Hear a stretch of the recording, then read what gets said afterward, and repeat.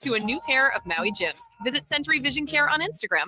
Diablo Boots sells only Canadian-made work and biker boots made by Canada West. No American or boots made in China, so no tariffs. All of Diablo's boots have replaceable soles and heels for longer life. Sizes 6 to 14 Triple E. Buy quality, buy Canadian. And support Canada West and Diablo, the two best names in the boot business. So save on boots by Save on Foods. That's Diablo Boots, 3340 Gateway Boulevard on the east side of Save on Foods. Buy Canadian. They're terrific.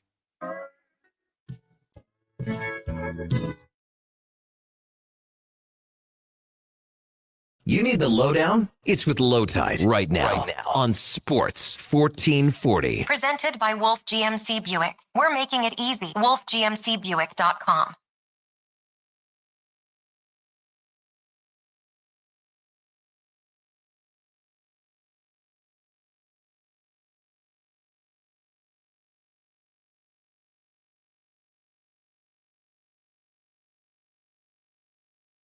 Welcome to the Lowdown. Today's show, Oilers versus Dallas tonight. Can the home team win coming off a long road trip? History says no. Plus, which Canadian team has the best chance to win the Stanley Cup this year?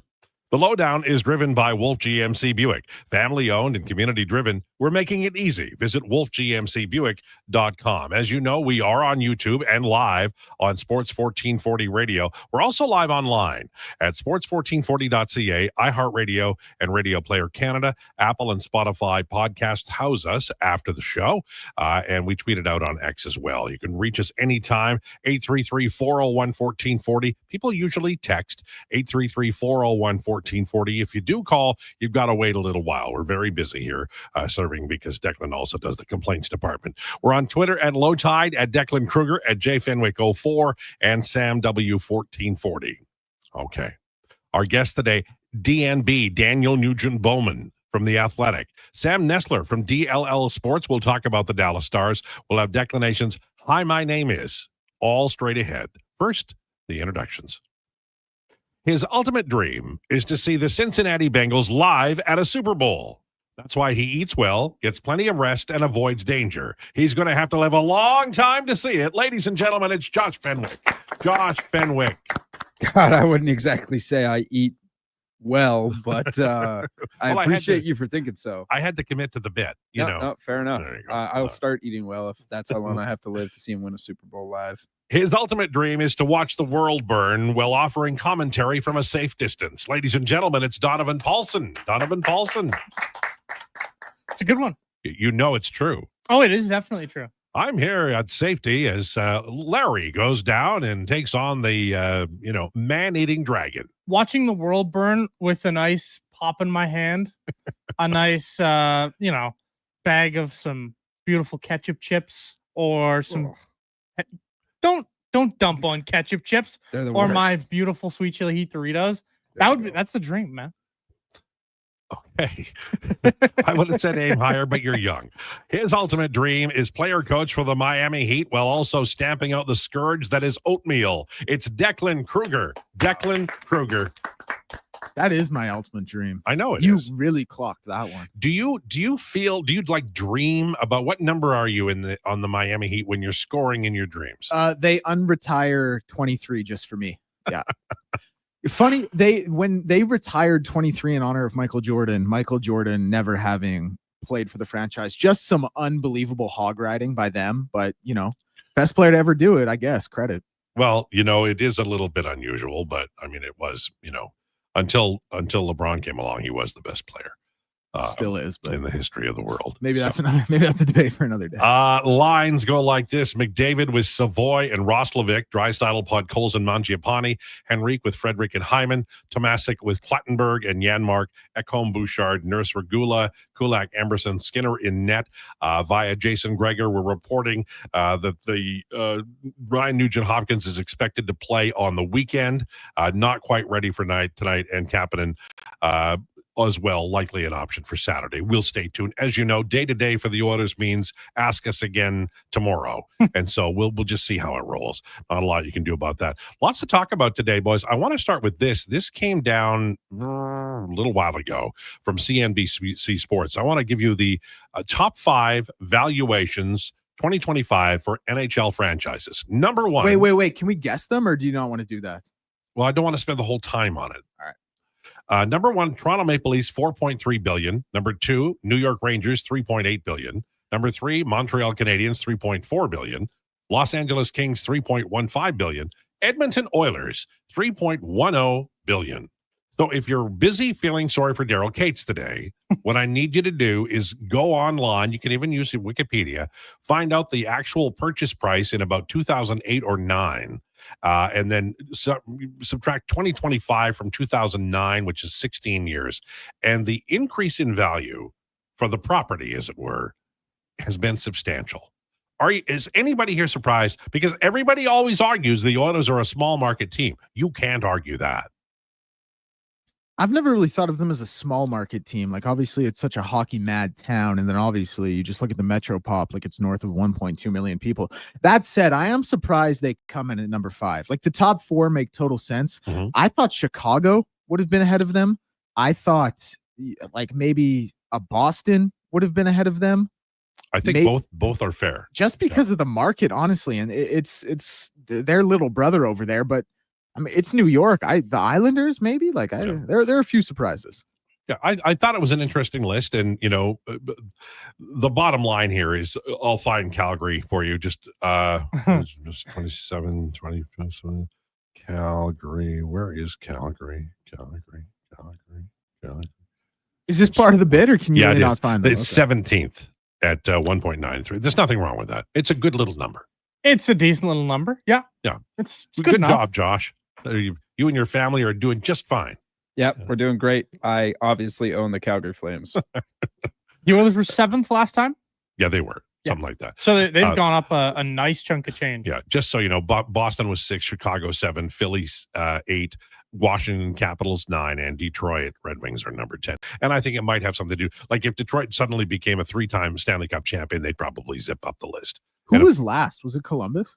I believe it was. Let me just confirm. Nashville's got to be down there somewhere. Columbus 32, Buffalo 31, Ottawa 30, Winnipeg 29, San Jose 28, Utah 27, Anaheim 26, St. Louis 25, Nashville 24, Florida 23, which is interesting.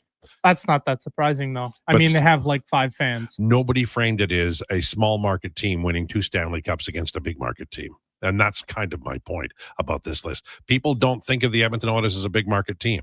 They are. People are like, remember when the arena negotiations were going on? It was like, well, I don't know. I could move somewhere else. Where? Where were you going to move where you could be worth over $3 billion? Well, would you consider...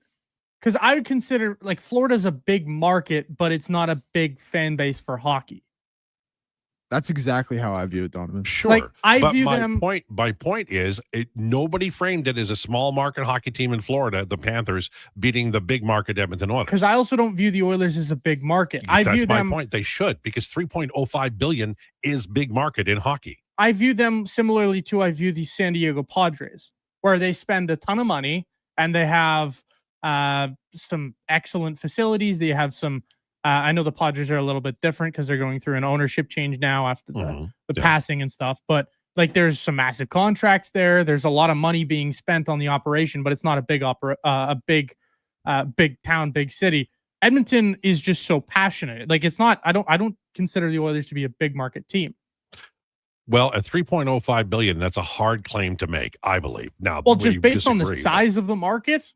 Sure, but we're talking about the hockey market, and that valuation is based on how the ticket prices, all of those things, and how rabid the fan base is. I just found it to be a really interesting thing that kind of moved along the wire here this morning that I thought I would bring up, because I knew it was big. I didn't realize they'd moved up into the top 5, and I do think that's newsworthy. Now, also newsworthy, I would like, there's how many in our room here? There's 4. I want to go around the room and say, I want your favorite Canadian team to win the Stanley Cup this year. If you have to pick one of the Canadian teams, which one is it? It's still probably the Oilers. I can't confident, like, the Leafs look terrible. I'm very worried about their season. Well, they've done the dumb thing where they've started to play defensemen who can't move the puck. And they've also just ran into a whole gaggle of injuries. And their division has gone crazy. Their division's gone mental. I like the Sens if Linus Ullmark can figure out how to play goaltender again. Mhm. I think they have a legit shot, but I don't think they're by any means like a Stanley Cup contender or favorite. But if I had to give you probably a number 3, they would be number 3. Mhm. Number 2, I'd still go the Jets. Yeah, Jets, if they get the goalie. What about you, Declan? Who do you like? Wow, it's a good question. My gut instinct wants to say the Oilers, just because of obviously what they've done and who they have, and quite frankly, because I don't know who else I would pick. Like, I wouldn't pick Ottawa, despite where they are in the Atlantic right now. I wouldn't pick Montreal. But the reality is, like, I'm not feeling super great about any Canadian team's prospect right now. So I'll still say the Oilers. I think But they're with a caveat, and that's fair. Yeah. Josh, what about you? The Nordiques. Not bad. Not bad. Not bad. I will say the Jets. I have a soft spot for the Jets, and I don't want to mention anyone else. So shout out the Jets. And it's the Oilers. Everybody here is right. It's the Oilers, except Josh. Everybody else here is right. But it's interesting that I think we all feel like it's a lukewarm bet as opposed to maybe it would have been a stronger bet for next year. And can we all agree that we feel a little sad for Vancouver Canucks fans today? Come on now. Come on. Find it in your heart. I'm so disappointed. I'm so sad. I'm devastated for Canucks fans. Oh, it was such a glorious peak at the top of the Pacific Division for one season. Trevor Linden told them to rebuild 6 years ago. They didn't, and now they're going to be, and they're going to lose Hughes for not 100 cents on the dollar because he wants probably to get a New Jersey, and you're going to have to trade him there. What a mess! And the fans are like, they're such class acts, like the Winnipeg Jets fans. You know, yeah, they're just so hurty. They're wonderful people in Vancouver. Wonderful fan base. Just, I mean, it's a great hockey town. Said no one ever. I'm not gonna say I can't wait to watch their team and franchise crumble to pieces, but I'm gonna sit back with my popcorn and I'm gonna watch it, and I'm gonna thoroughly love every second of it. Yeah. Well, when they're gonna offload and they're gonna have a hell of a pick this summer. What is, before we dive off of Vancouver, Kiefer Sherwood? Yes. My God, is he going to be into? He's going to get a first round pick. I think he will, and that's unfortunate because I don't think he's that valuable. But he's scoring like crazy, like 16% shooting percentage, and what he does, teams want. You know, that is a guy on. If you could possibly manage to get him, if the Canucks would do the Oilers a solid, which I don't know if they would, maybe I would be all over that play. I wrote about Sherwood and others in my Athletic article, which is up. Maybe I was hinting towards go read your Athletic article. Maybe you were. Declan, you're conversing with people in the text line, and Tom brought up something, and then you did the work. Can you pass along what you found? Yeah, very interesting, because I think of Edmonton. I don't think of Edmonton as a small market. Like I said, we have a Metro pop that is north of 1.2 million. Tom came back and said for 2025 it's 1.5. The number I saw was 1.4, but the overarching part of this that I'm sure you wanted to get to is I did look it up, and Edmonton is still the I beg your pardon, the fourth smallest metro population market in the NHL. Only Salt Lake City, Buffalo, and Winnipeg have a smaller metro pop. So by the letter of the law, hand up, I was wrong. It is very much a small market in the NHL. It is, except that it's not. Oh, but it is. But it's not. But here's the thing. It's a small market in terms of the rest of the NHL. I don't think you can say 1.5 million people in a metro pop is a small market. No, I don't. But like nobody can say, well, the Oilers can't afford to spend to the cap. Not Daryl Cates spends to the cap every year. By the way, I have the number he bought the Oilers for, if anyone's curious. What was it? Do you guys want to take a guess, or are we skipping that? I'll say 250 million. I'll say 175 million. I think I don't remember. Was it 200? It was 200. Yeah. Okay. All right. We were all around. He had previously offered 145, 185, 188, all turned down. Increased his offer to 200, extended the acceptance deadline. Went through. What's the because we got 3.05 billion valuation now for 200 million. What is the percentage increase in valuation since he took over the team? Can anybody do the math? It's like, well, hold on, because to a billion would be a 500% increase times another 3. So it's a 1,500% increase. Now that's you out there, you business people out there. That's the goal. You want to increase your profit by that much. Buy a sports franchise. Wow. And don't be like the Pittsburgh Pirates. Like when you buy it, do something. Or the Arizona Coyotes. God. Yeah. And they're going to get another team in Arizona. I know that. Gary Bettman, he must own land in Arizona.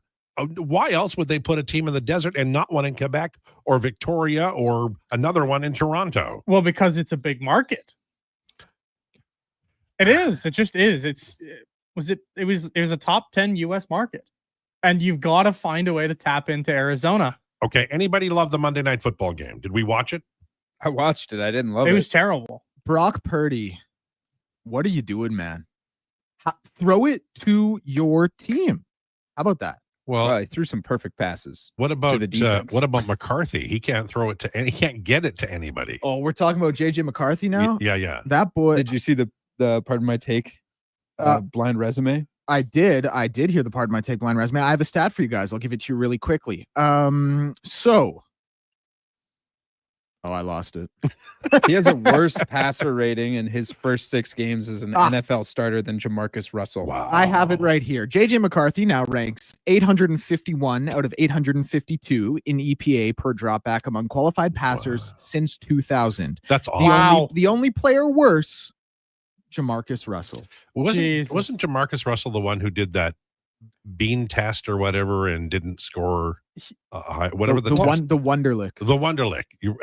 He just didn't score at all on that. He was also the one that they said, "Did you watch the film?" Oh, I was just going to to bring that up. "Yes, I watched the film," and they just gave him a blank tape. He was awesome, man. That he sounds made like me. What did you see on the film? Oh, I saw this, and this. Meanwhile, it's just a blank tape. They're jackasses for doing that too. But that's Genius move. It's a genius move. That tells you immediately this guy's not committed. Goodbye. Get the hell out of here.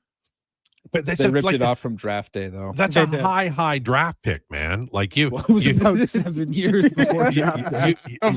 Don't you have to do the research before you draft him? To be fair, Yeah. man, there's no one who watched him play that 07 season at LSU and thought he wouldn't be taken, or 06 season. Like, he was the pick. Just didn't work out. Well, now Yakupov is kind of that guy. I guess if there's one thing to take away and one movie to watch for professional scouts, watch Draft Day. Well, isn't Jennifer Garner in that book? Yes. She is. Well, then watch Draft Day. Watch Draft Day. It's a great movie. It is a great movie. It tells you everything you could possibly need to know about being a general manager. It even overcomes the fact that Kevin Costner's in it. That's how good a movie it is. Okay, we're not going to start with Kevin Costner. At first, Brad Pitt, now Kevin Costner. Well, Costner, yeah. I mean, I need you to Water relax. World. Come on, there was the reason it flubbed was him. Can't I even don't swim think that so. well. All right. He was really good in Bull Durham, though, I will say that. Okay, we've got a very busy day. On the way, it's rumors. We have declinations. Hi, my name is at 1:40. Do you have a clue yet, or do we need somebody to text us? No, current NHL player. Current NHL, and you have it? Yep. Yeah. Okay. The old Declan brainchild. Oh, God help us. All right. We have Sam Nestler from DLLS Sports coming up at 1 o'clock today. Daniel Nugent-Bowman from The Athletic at 1:20. This is the Lowdown with Lowetide on Sports 1440 and YouTube. 60 years ago, we started selling trucks as Western GMC Buick. Today, we are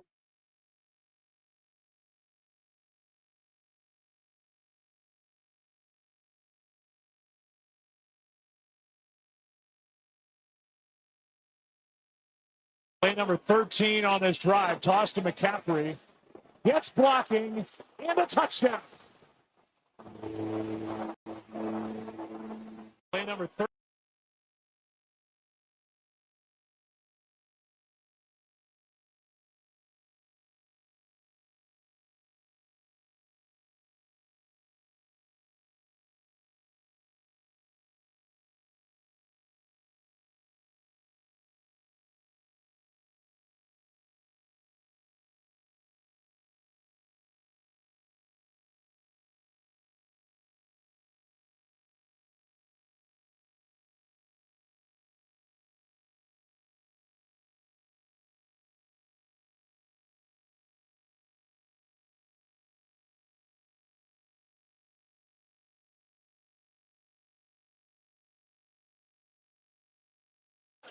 He said, I tried to talk to the other official. He said no. Jokic.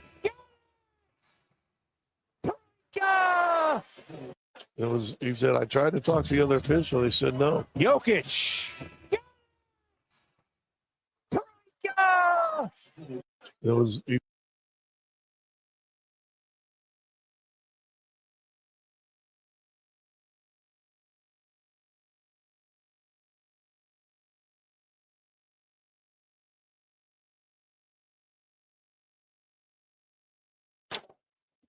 How quick?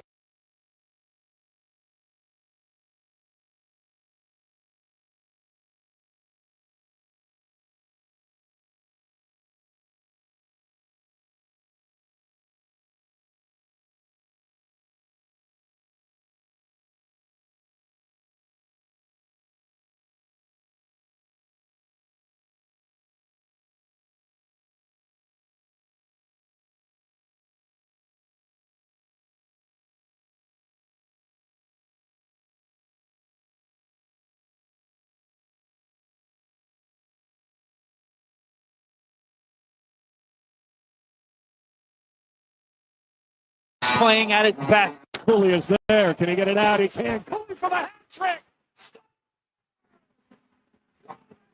Some of Logan.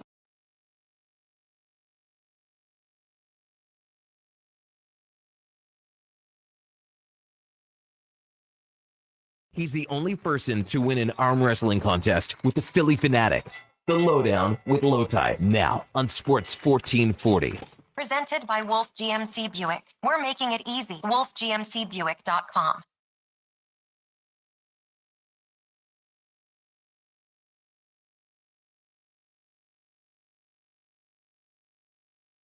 It's 1440 for Wolf GMC Buick. They're at wolfgmcbuick.com. It's a pretty nice week. Thanksgiving football coming up later on Thursday. Canucks reportedly listening to offers on their veterans. It's just everything's coming up Millhouse. It's really, really good. And we're glad you're tuning in. It is time now for Rumors, brought to you by Great Canadian Solar. We believe you should create your own electricity. Let's build a brighter, sustainable future. GreatCanadianSolar.com. The Canucks are listening to offers. There are several players on that team. DeBrusk, you mentioned the one winger who might be of interest to the Edmonton Oilers. Lankinen is taking a leave of absence right now. People are talking about Demko, but I don't know whether I want to see Demko anywhere because of the injury worry, right? Like, that's got to be a concern.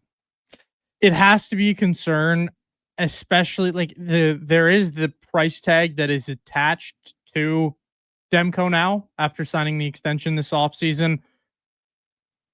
But if I'll go back to the same topic I had last in the offseason, which was, is there a guy who is, when healthy, better that is available than Thatcher Demko? No, there isn't. There isn't.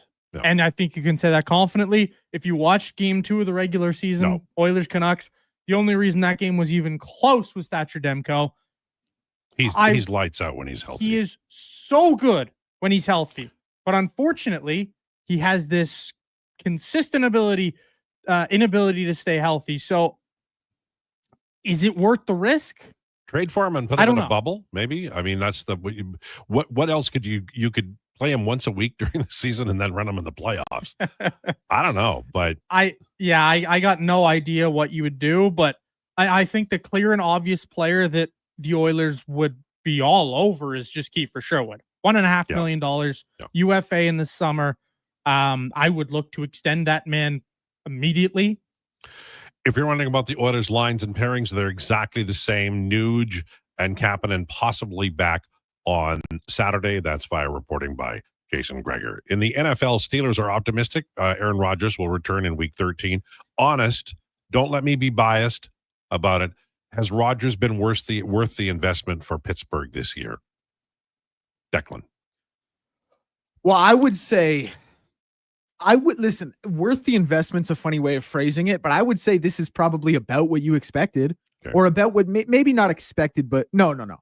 Not what you would have hoped for, but if realistic expectation, this has been it, I would say. Okay. Like, what did you think Aaron Rodgers was going to do? Did you think he was going to come in here and play like his 2014 MVP self? Like, no one really had those expectations. You just wanted to be in a position where you could compete for a wild card spot. And as it stands right now, be in a spot to compete for the division. That's where they are. That's probably about as good as they could have asked for. Josh, you feel the same way? Yes. I thought he'd be worse, actually. But you didn't think the Steelers would think he'd be worse. Yeah, I thought the Steelers and Mike Tomlin would think, oh, Aaron Rodgers is going to turn back the clock to some degree. And for my own expectations, Rodgers has been a bit better. I mean, he's not been brilliant by any means, but he's been fine. What do the Vikings do with McCarthy? You know, the Vikings traditionally get an old guy, probably from Green Bay, but maybe from the Giants. Starkington came from the Giants. But McCarthy, what the hell are you going to do with that guy? He's in concussion. Drop him. He's in concussion protocol. The Edmonton Elks need a quarterback next season. Send him to the moon. Send him to the moon. We'll send you a bag of footballs. Like, wow. Will he or Joe Flacco be in the NFL next year? Flacco will be in the NFL next year. They'll both be in. Like, if Joe Flacco wants to be in the NFL next year, he can be in the NFL next year. JJ McCarthy will hang around, but it's really bad. It's like, if you watch JJ McCarthy, you kind of knew he had to have a dominant run heavy offense to be successful. And now all of a sudden he doesn't have that. And he can't make Justin Jefferson. No, let me rephrase that. Justin Jefferson can't make him look good.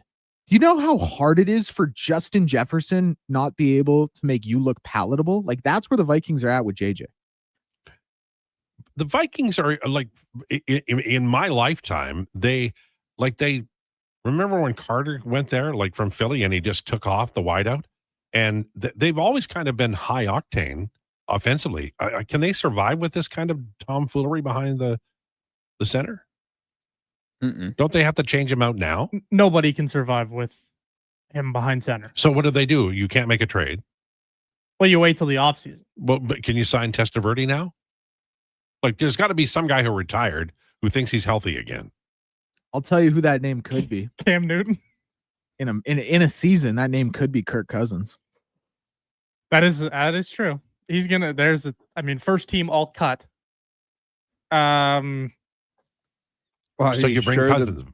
Go ahead. Are you sure the Falcons are going to let him go at this point? I mean, like, price tag's just too much. Michael Penix Jr. is down with another knee injury, his fifth in what is it, 3 years? I think maybe 4, but if you say 3, that could be right. But the price tag's just too heavy. Can't pay that for a backup quarterback. No, you can't. And I would say with like Kirk's that's a good shout, Deck. I look at that. It's funny to me. So I thought Justin Jefferson was quarterback proof. He's looked fine with guys like Nick Mullins. He's looked fine with guys like Josh Dobbs. Hey, let's not disrespect Josh Dobbs on the Minnesota Vikings here. Sure. Minnesota Vikings, a dominant run for about 4 weeks, and then he looked like dog crap. Oh yeah, of course. But like, you look at Justin Jefferson, he helps every quarterback he plays with. He makes everybody look better, elevates everybody. And JJ McCarthy just looks worse than hopeless. Well, they got to get he's had one good quarter of football. And it was in week 1 of the NFL season. It's a problem. I think they've always had good quarterbacks there. Like Randall Cunningham, Warren Moon, Fran Tarkenton, Culpepper was good. Colt McCoy for that little stretch. Kirk was a good Viking. Say what you will about his playoff success. They've never had a quarterback you're like, wow. They've never had a Patrick Mahomes, Josh Allen, Tom Brady. And obviously that's rarefied air. But they've had good quarterbacks, but it's almost like the Pittsburgh Steelers' current wild card run. It's like, yeah, we're in a pretty decent place, but at some point you want to get over the hump a little bit. This Randall Cunningham disrespect has got to stop. He was a great quarterback. Randall Cunningham was a great quarterback for sure. He only played there 1 year. Yeah, that's what I was going to say. He's an Eagle. Yeah, I know. God, I loved him as an Eagle. You know that stupid game they used to play over at the other station? The Tecmo Bowl or whatever it was. It was so much fun, man. But they had Cunningham, and when the Eagles were playing, I'd watch, even though it's Tecmo Bowl, because I loved Randall Cunningham so much. In the NBA, LeBron James says he hasn't decided about playing beyond this season. I think he should go back to Cleveland just one time. Just the one time. Go to You know, Cleveland. just go back to Cleveland. You're not going to win, right? Probably. Maybe. You think he could win in Cleveland? They got a good team, but yeah, I'm telling you, man, I think that he's got a better shot to win in Cleveland than LA. And that's just because the West is so deep. Going back to JJ McCarthy for a second, I just looked up JJ McCarthy's stats comparison to Carson Wentz this year. It's always a tough place to be. Wow. Because Carson Wentz is his backup. Yeah. And obviously Carson Wentz hurt. Hope the best for Carson Wentz. Carson Wentz played 5 games, had 169 pass attempts. Okay. Threw for 1,216 yards. Okay. As the backup. Carson Wentz went in there. He was fine. He did a solid job, kept the Vikings in, Not Pro good Bowl, spot. but he was solid. He was good. He was a good backup. And then there's JJ's numbers. He's 159 pass attempts for 929 yards.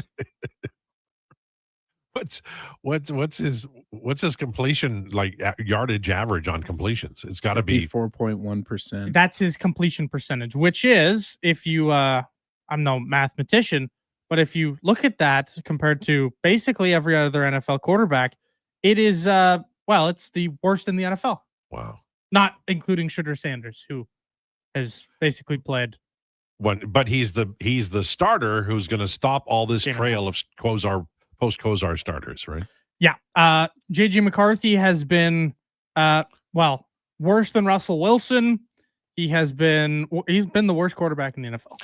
Back to LeBron, I think we are now going to endorse the idea LeBron goes to Cleveland.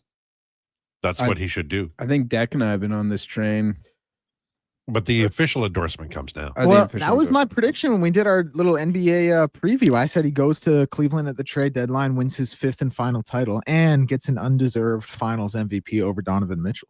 There's a red moon rising on the Cuyahoga River, rolling into Cleveland to the lake. If Randy Newman can write about Cleveland, LeBron can go there for a third time. Right? He's been there twice. This would be the 3rd time he played. Bingo. Yeah. I'm comparing JJ McCarthy's first season numbers to Jamarcus Russell's first season numbers. Yes. This is bleak. Listen, the fact we're even comparing JJ McCarthy to Carson Wentz and Jamarcus Russell tells us what we need to know. We don't even need to look at the results. The fact it's even a conversation. Have you looked at his numbers compared to this season's Russell Wilson? Oh, don't tell me. Russell Wilson's actually, could you do a blind resume maybe? Okay. Well, it's really tough now that I've said all the numbers about JJ. But it's comparable, or how much better is he? Okay, Russell Wilson has 40 less pass attempts. How fewer yards does he have? 40 less pass attempts? 40 less. Oh man, and I'll say it's got to be something crazy. 6 less yards. No, it's basically 92. about it's about 100. But care to guess the TD to interception ratio? Oh God, this is all going to be bad. This is so bad. I mean, I bet JJ's is what is it, 3 to 12 or something? It's not quite that dramatic. Okay, I'll rephrase it this way. One has 3 to 3. The other is 6 to 10. Which is which? Oh, JJ's 6 to 10. Okay, you're right. JJ is 6 to 10. Russell Wilson is 3 to 3, which is actually hilarious. Well, counterpoint, Russell Wilson got a intentional grounding from the 2-yard line. He did. And Russell Wilson, but the fact that they're in the same ballpark with Russell Wilson, I mean, Jesus. What is the passer rating for JJ McCarthy? 57.9. Russell Wilson's, by the way, in case you were wondering, 77.4. 77. Sorry to step on your toes there, Donnie. But this is bad. They're almost comparable in fantasy points too. Pretty Oh, wild. All right. One quick thing before we go. I wanted to mention this. In Major Leagues of Baseball, the St. Louis Cardinals have traded Sonny Gray to the Boston Red Sox. He's a good starter. He could be their number 2 or 3 starter, I think. And it just goes to, I think the Bo Sox and Yankees and Orioles and maybe even the Rays are going to be really aggressive because the Jays were the class of the division. And if you want to contend, I think you're going to have to upgrade, especially if you're in Boston with that pitching staff, and they've started to do it there. A couple of young guys going back to St. Louis. They're not exactly in rebuild, but they're in remodel, remodel mode in St. Louis. And good for the Jays. I mean, they've got some work to do, but the Jays had a really good year, and getting Guerrero signed maybe means you can bring back Bichette. well, maybe it means you could bring back Bichette, but it also maybe means you could bring in a Kyle Tucker. It maybe means you could bring in one of the bigger free agent starters like a Ranger Suarez, a Framber Valdez. The year that the Jays had was magical, and it's going to mean that lots of people are going to be looking to come their way. And great move for the Red Sox. I think in Sonny Gray wasn't a fantastic year last year by any means, but the St. Louis Cardinals are trying their best Pittsburgh Pirates impression and are going to cut all salary. And you are going to see a skeleton of a roster that includes nobody. They do have some guys on the farm, but you're right. It's not going to be a very good team. All right, 12:35. We're going to take a break. On the way, coming up at 1 o'clock today, we're going to be talking to Sam Nestler from DLLS Sports, Daniel Nugent-Bowman at 1:20, and at 1:40. Hi, my name is ... It'll be a current NHL player, and knowing Declan, it'll be an obscure one. So we'll find out later on in the show.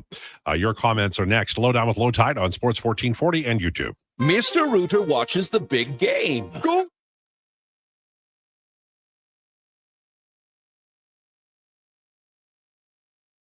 Now the chance of edge here in Utah. Another chance to the empty net. Score!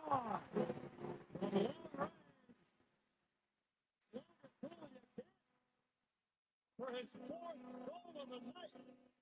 Now the chance of edge.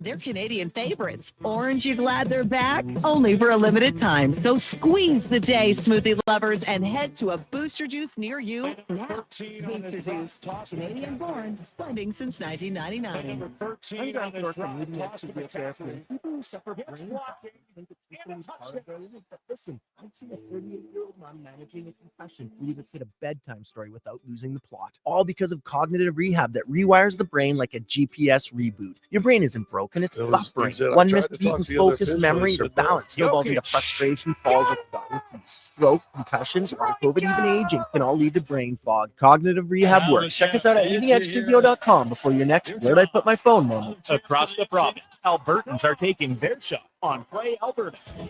With casino winners every hour, jackpots worth millions, and revenue that stays in the province, there's never been a better time to sign up.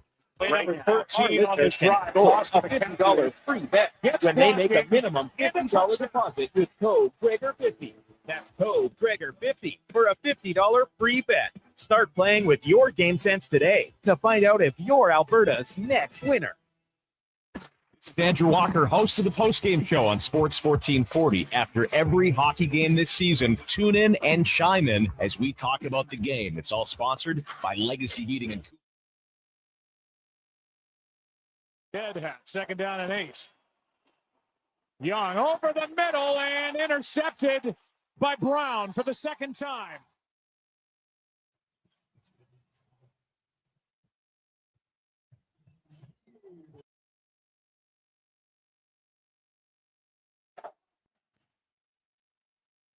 Little shoulder fake, end zone shot. He's got the rookie touchdown, McMillan, and the Panthers are back in it. Tenero is 5th.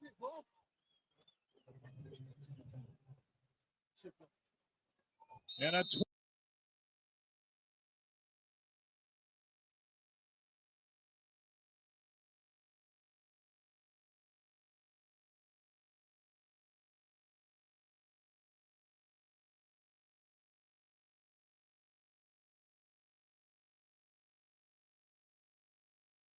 Big point guard can see over and around defenders.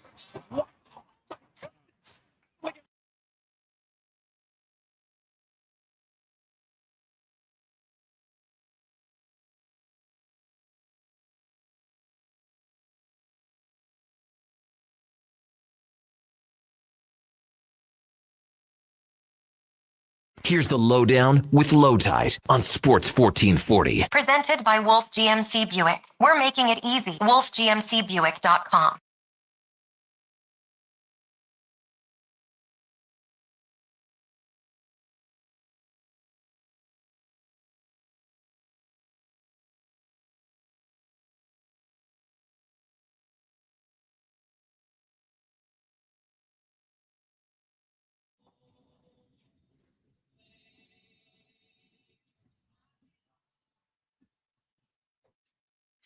Lowdown with Lowetide on Sports 1440.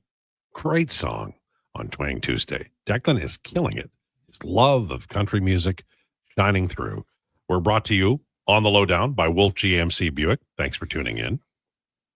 Why would the Canucks send anyone to Edmonton? Least of all, Sherwood. They shouldn't even send Arthur Seelofs to Edmonton for a pick, or they wouldn't.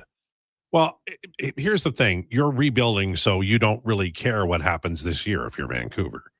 And it's a matter of price. If Edmonton's offering you Donovan says first-round pick. Edmonton doesn't have a first-round pick.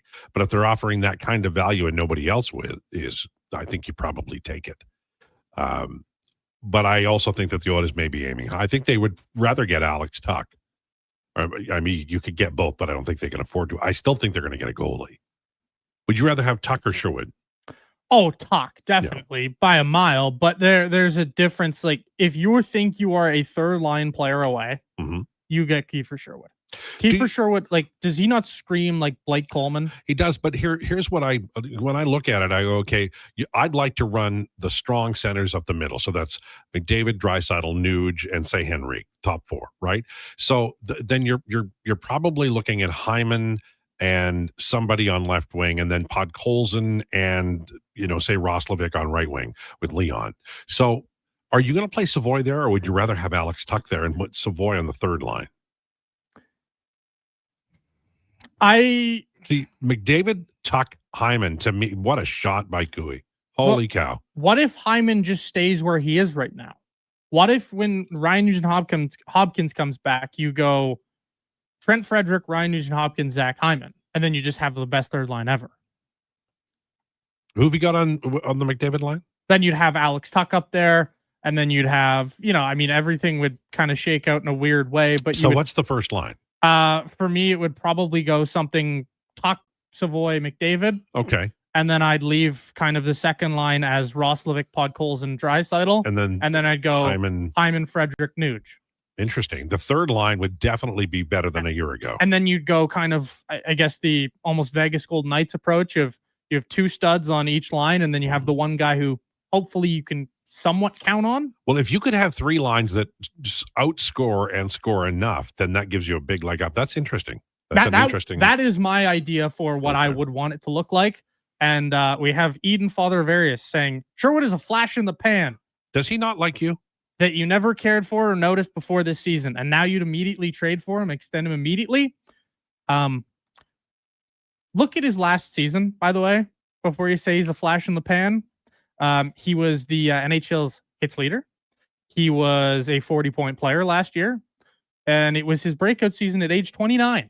So how many people who text in because I know there's about 15 that are mad at Declan for LeBron and other things. How many are just two? Just two. How many people are angry at me? Yeah. Consistently? Everybody loves me on the text line. Oh, yeah, except for Rick. Oh, right. Is it Rick? Dr. Dick Richard? I forgot about it. Yes. He's my friend. Some haters. You've got a few haters. I've got, I don't know, only a few that are vocal consistently. There's definitely more. By the way, I forgot to mention in that Sonny Gray deal for the St. Louis Cardinals, the Boston Red Sox, one of the players that they sent away was Dick Fitz. That dynamic name. Like that's got to be one of the funniest sports names in history. Oh, it's definitely. I mean, there's so many ways you could take that. No. I'm not going to say any of them on this show. Be careful with the words.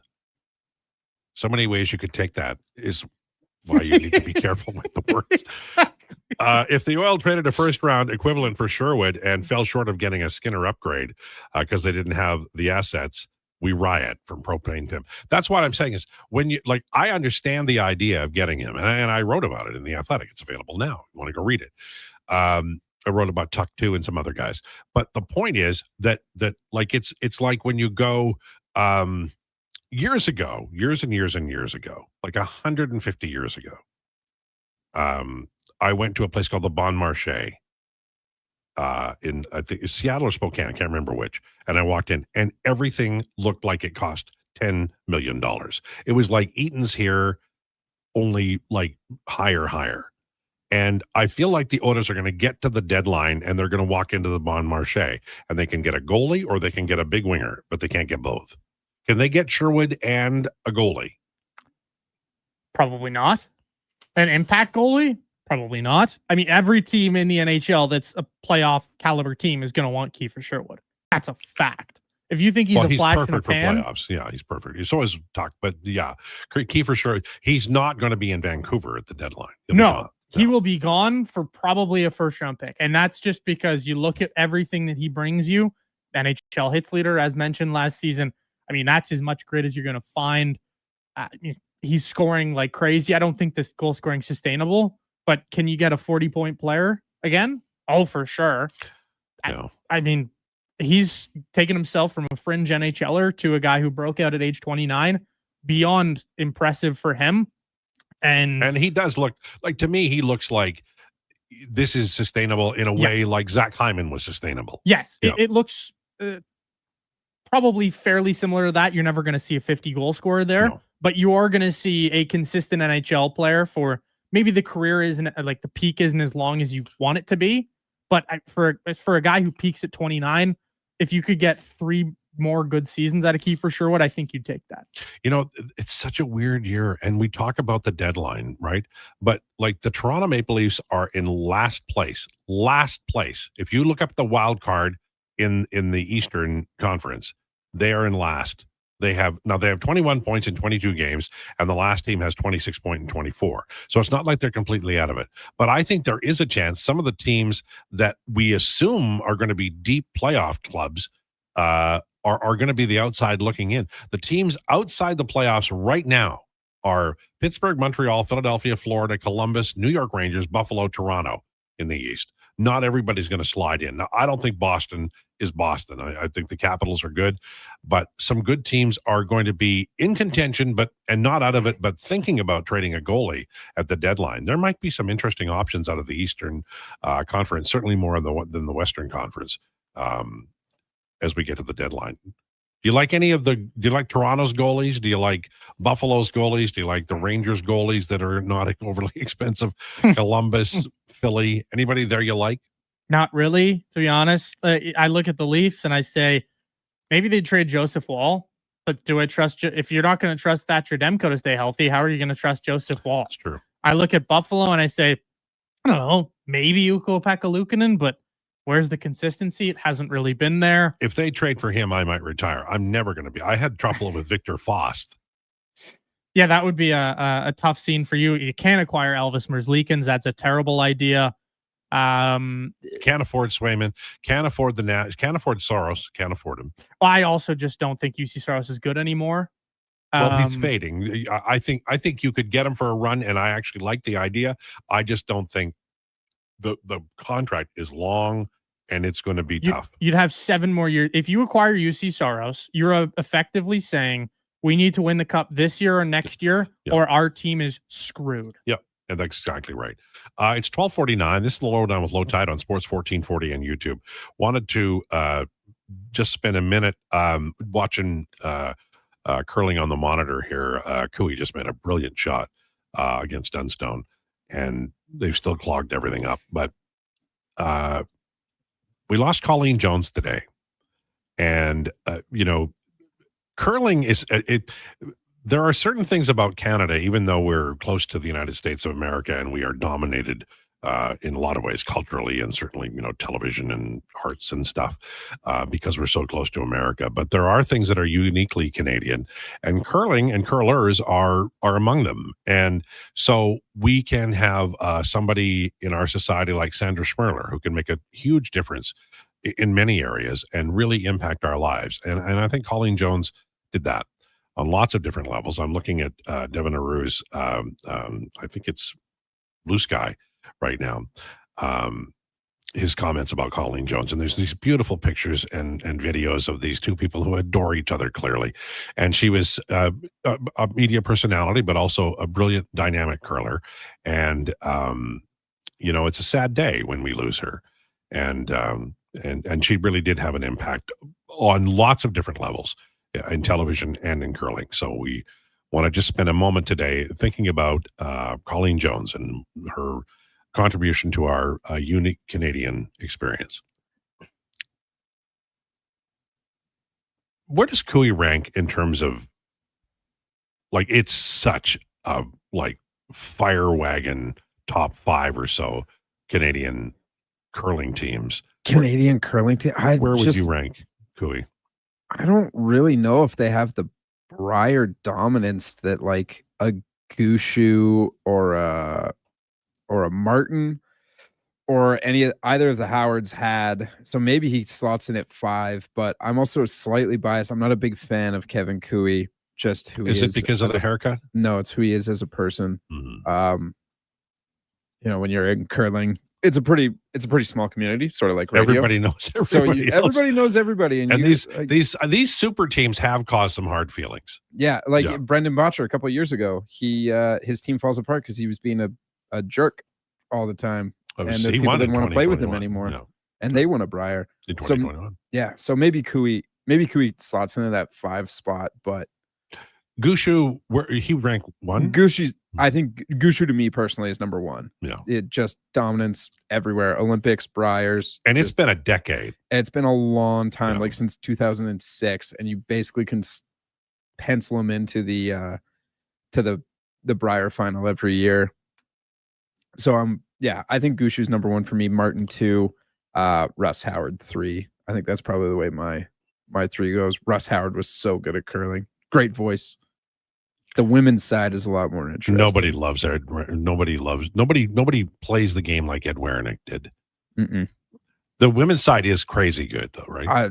Because you have the Colleen Jones, but even in this edition or rendition of female curlers, you have Rachel Homan, you had Jennifer Jones, and those two went at it for a long time. Now you have Carrie Einerson, whose third is Val Sweeting, who is an absolute nail skip. Whenever I see Einerson, I go, "Oh, I feel bad for the other team." Yeah, she's just an absolute wagon. She has an intense look in curling history. Yeah, she has this intense look, and then when she's going to throw the rock, you're like, "I feel sorry for the rocks." She's just she's so laser focused, right? It's amazing to watch. She threw a sick hit this morning to an absolutely sick hit and roll to get 4 in the bottom in the 9th. Yeah, it was tied with her and Sturmey.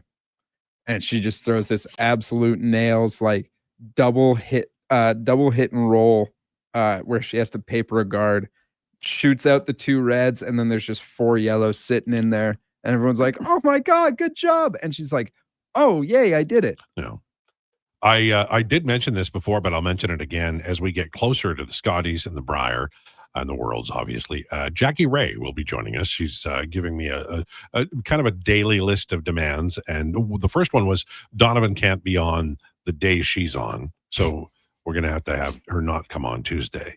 All right. And then she would like Smarties each time she appears, and the yellow ones have to disappear, and she's not fond of the red ones, so they'll be optional. So okay. I think one of us will have to be in charge of that. Well, Declan doesn't do anything until noon anyways. All right. Coming up in hour number 2, we're wall-to-wall stuff. We begin with Sam Nessler from DLLS Sports talking about the Dallas Stars. Interesting team always. And obviously, they have a recent playoff history with the Edmonton Oilers. Daniel Nugent-Bowman from The Athletic will join us at 1:20. And it's Hi, My Name Is... on Declinations today at 1:40. It's a current NHL player. Is any member of the Sissons family in the NHL this year? Maybe we want to run that by as the first guess. I'll be honest. This one, it's a little mean. A mean one? Yeah, like you're not guessing Nathan McKinnon or Connor McDavid today. So should we So be it's Connor thinking, Bedard, duly noted. should we be thinking third liners? Oh, I'd be thinking third liners. Connor Clattenburg. He's a fourth liner. Come on now. Lock in. Scott Sabourin. Again, what happens if you guys just get it now? No, you just change up. If you gave us Scott Sabourin, you deserve a fresh AJ Greer place in somewhere. I'm not going to say. This is why I'm better with the old guys, because I could name Gary Sabourin, and you guys have never even heard of him.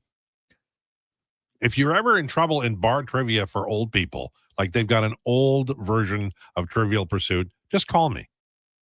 I'll help you out. We'll finally get to have that beer with Lowetide. If I see the shirt in the wild, I'll buy you a beer, I promise. All right, 12:55. Lowdown with Lowetide on Sports 1440 and YouTube. It's time for an update with Declan. This is the Sports 1440 update.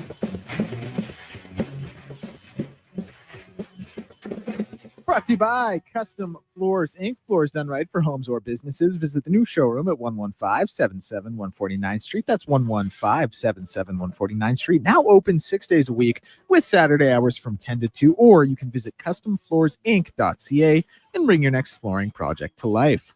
Lone game in the NHL today is the Oilers back at home for the first time in over 2 weeks as they take on the Stars from Rogers Place. Stu Skinner getting the start in this one. 3 games in the NBA, Wizards and Hawks, Sixers and Magic, and the Battle of the LA with the Clippers facing the Lakers from Crypto.com Arena. From the MLB's offseason, veteran pitcher Sonny Gray is being acquired by the Red Sox from the Cardinals. The 14-year vet is a 3-time All-Star. And the International Testing Agency today announcing that Canadian swimmer Penny Oleksiak has been given a 2-year ban from competition for an anti-doping rule violation. Canadian Olympic curling trials continue in Halifax. Draw 9 this morning saw Einerson beat Sturmay to remain undefeated, home and beating Team Brown, and Kayla Sterklick losing to Christina Black, while also defeating Kate Cameron's rank. Right now, it's Cooey over Dunstone 3-2 in the 7th end, and sad news out of the curling world. A 6-time Scotties champion and 2-time world champion Colleen Jones did pass away from cancer at the age of 65. I'm Declan Krueger. This has been a Sports 1440 update.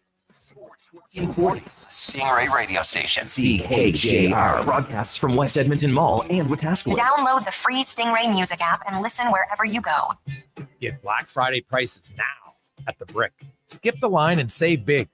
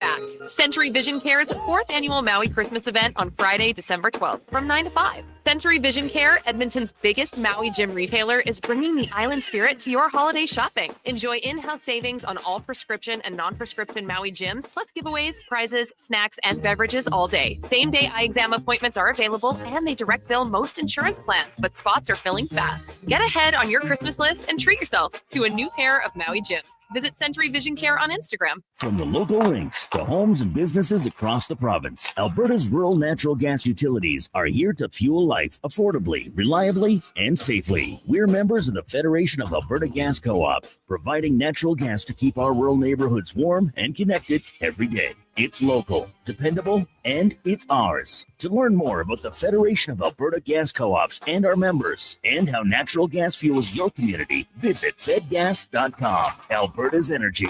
Game on. Seriously, another door knocker? I really want to go solar, but these high-pressure tactics are exhausting. And their prices are unbelievable. Before we do anything, let's call Great Canadian Solar. There's a better way to go solar. Great Canadian Solar provides honest advice and fair pricing to save you from overpaying. They're easy to deal with and will never put pressure on you to buy. As a trusted local business for over 15 years, Great Canadian Solar will support you in your solar journey. Visit greatcanadiansolar.com and call today to get started.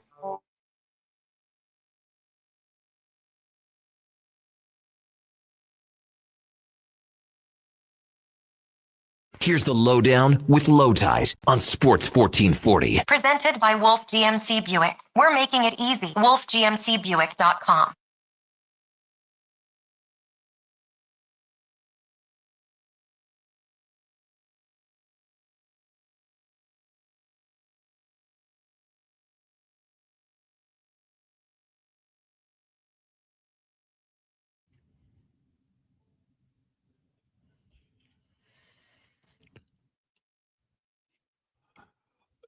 The Lowdown with Lowetide on Sports 1440 is presented by Wolf GMC Buick. Family owned and community driven. We're making it easy. Visit wolfgmcbuick.com. Great song for Twang Tuesday from Waylon Jennings. 1975, somewhere in there. Little after 1 o'clock. And we're talking Oilers and the Dallas Stars tonight. We'll talk to Daniel Nugent-Bowman at The Athletic at 1:20. Right now, Sam Nestler joins us now from DLLS Sports. Thanks for joining us.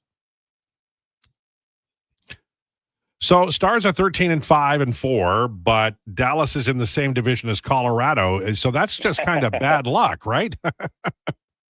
Yeah, it is. I think I'm learning more and more as I cover this team and just the league in general that seeding doesn't matter quite as much as we think. Now, it does when maybe you're in the Central, and if you don't win the division, you have to play another Stanley Cup contender in the first round. But that's just been the Stars' fate for the past handful of years here, so we're getting used to it.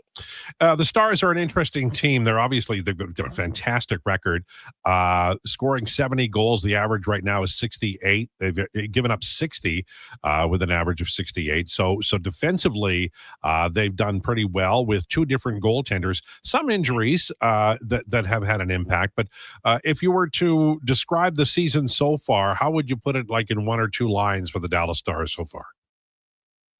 Yeah, adjustment is the word I think of. They're trying to get a lot of the systems that Glenn Goldson was trying to implement. They're trying to get a few of the changes, nothing crazy, but a few changes defensively, a little bit more freedom to make plays offensively. And right now they're just still a little bit feeling that out. And a lot of it, as Goldson has said to us over and over again, is indecision, right? They're thinking a little too much. Do I chase that guy to the blue line like I did in years past, or do I let him pass off? And those indecision moments have led to defensively. It's been, the numbers look good, but it's because at 5-on-5, the goaltending's been fantastic. Their penalty kill struggles because their goaltending has not been great shorthanded, but 5-on-5, their numbers are good pretty much because of Jake Ottinger and Casey DeSmith, who have been absolutely incredible when it is 5-on-5 play.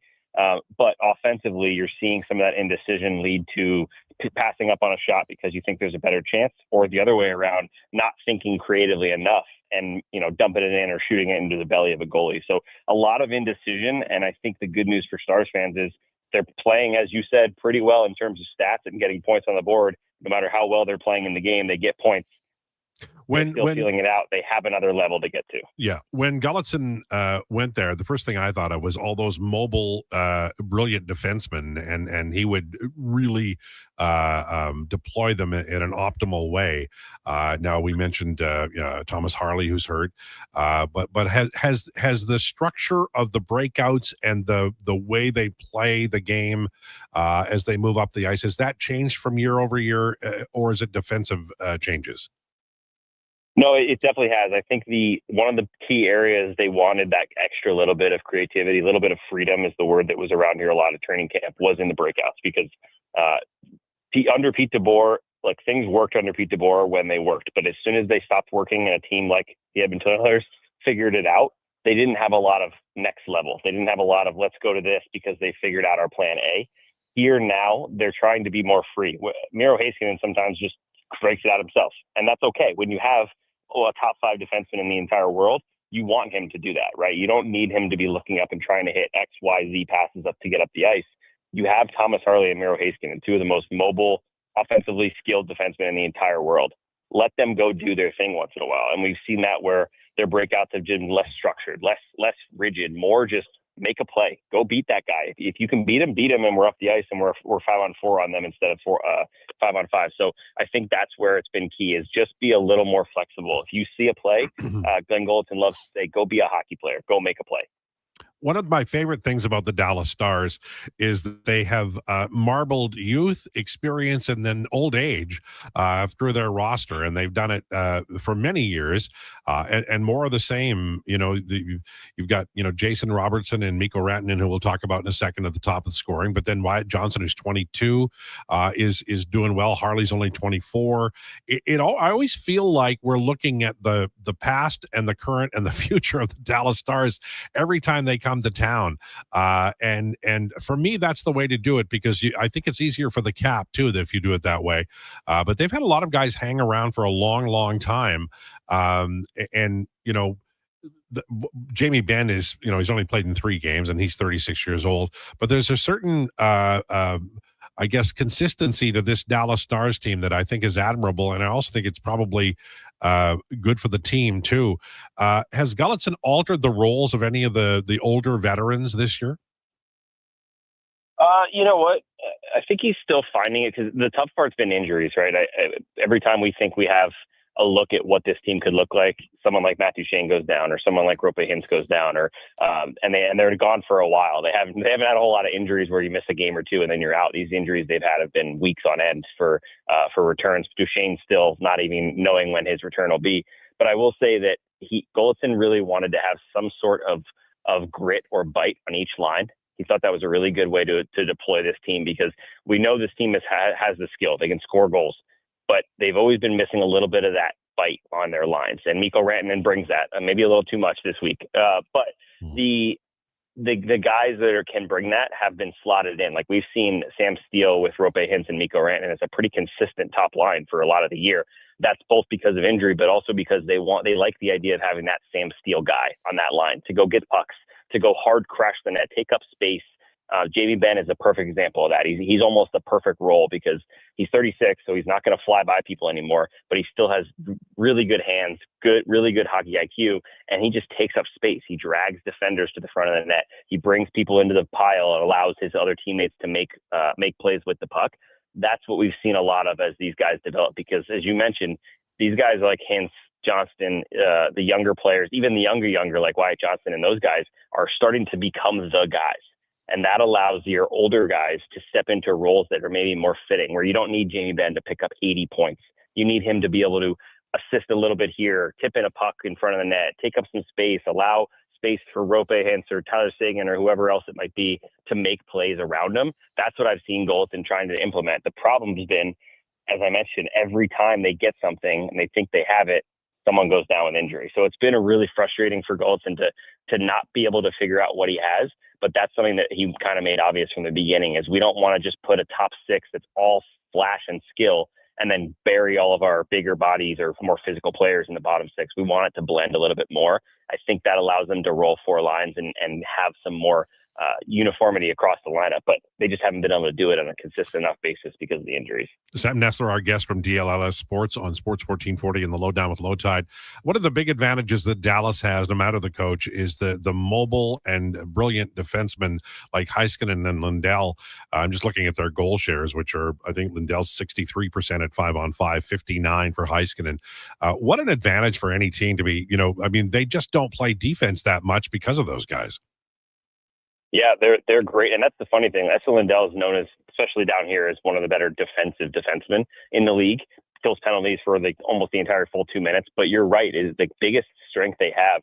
And even guys like Liam Bichel, the second-year big defenseman, and Alex Petrovic, who's finally an NHL defenseman during the regular season for once, they've really grown and become really good at just getting it up right away, right? It's not about the best, most crisp, perfect breakouts in the world. If you can get back to turnover, over your shoulder, make a quick pass before the forecheck can get set up, you can beat the forecheck way more often. And that's what I've seen this team try to do is go back, look up, and give the puck to your playmakers up the ice. Don't allow teams to forecheck, because to be honest with you, over the last 3-4 years, the biggest issues I've seen with this Dallas team, under Pete DeBoer, their man-on-man defense got a little lost when they got stuck in their own end. And when you get stuck in your own end is when you turn the puck over, right? You can't break it out, or you chip it out to the other blue, and all of a sudden they're coming right back at you. That has cost them in the past. Now they're saying, not only are we going to try to keep teams more to the outside, and if we do break down, have it be a little less dangerous of a breakdown, but they're also saying, let's just get this out of our end. Let's go get the puck. Let's move it up. Jake Ottinger's gotten a little better at moving the puck to be able to allow them to continue and not have to go back and send two guys on the puck to win it. But they're just really good at moving it up. And as I mentioned earlier, Heiskanen can skate it. Harley can skate it. Lindell's an underrated skater. Liam Bischel's a really good long stride skater that can beat a forecheck. That's allowed them to just not have to worry as much about breakouts, because even this year at times, the games they've struggled, especially at home, have been because they're turning the puck over and at the blue. That's just, no matter what system you play, no matter who your coach is, that's going to cost you. So they're trying to avoid that at all costs right now. Mikko Rantanen is a wonderful player, tough player. Obviously, not going to play tonight because of suspension. I will tell you, a lot of Oiler fans are like, why do you only get one game? Why does he not get suspended more often? But that's his style, right? Like that, every team, name a team who'd say no to having that guy on their roster. Yeah, you're right. And the competitiveness is the thing with him. There's let's be honest, right? There's players who, maybe not as much anymore, but there were players who were looking for, not to injure, but they're looking for that big blow up hit kind of play. Mikko Rantanen's not looking for that. He's just nonstop motor at all times. And he's always hunting the puck. He's always trying to get that inch of leverage, that inch of room to score. And look what it does for him. He's one of the better forwards in the NHL. He dominates when the ice gets even tighter in the playoffs. But I think we're seeing a crossover right now of Glenn Goldson telling his team he wants them to be more physical, and Mikko Rantanen trying to put this team basically on his back while they're injured, because they're dragging themselves through a lot of these games. They play 40 minutes without showing up, and then they show up, score 3 in the third, and get points out of it or get a win. So he's the one trying to drag them into the fight. Unfortunately, when you're constantly trying to drag guys into the fight, you maybe go making a mistake here and there. And I think there's nothing more than that, to me at least. I could be wrong, but from watching him, understanding him as a player, speaking to him, he's not going into either one of those hits trying to hurt anybody. It's just him going 100%, and he's a big dude, right? So as soon as he goes in there, if he makes one little read, he clips skates with Mayfield, or the guy turns, or even if he's headed in, he's just not trying to really hit him. He's a big guy, and maybe sometimes doesn't realize that. So this last one, it's a suspension. I thought it was going to be more too, to be honest. I thought it would be 2 or 3 games because of the way it was, because there was not really a turning motion at the last second to defend him from it. And the fact that there was an injury, and you see the video of him, Coronado skating across the ice, bleeding out of his nose. You just think Department of Safety is going to see that same video and they're going to give him more. So I was surprised it wasn't more. But I will say, I think from my perspective, he's just constantly competing. And when you're constantly competing, once in a while, you can go a little bit over the edge and get yourself in trouble. And maybe he'll learn to balance that line a little more with the suspension here. Final one, they're 7-2-1 in their last 10, and 7-1-3 on the road, which is just impossible. I mean, good Lord. So what are they doing? What are they doing on the road? Are they just simplifying the game, or is it just a matter of getting on a roll?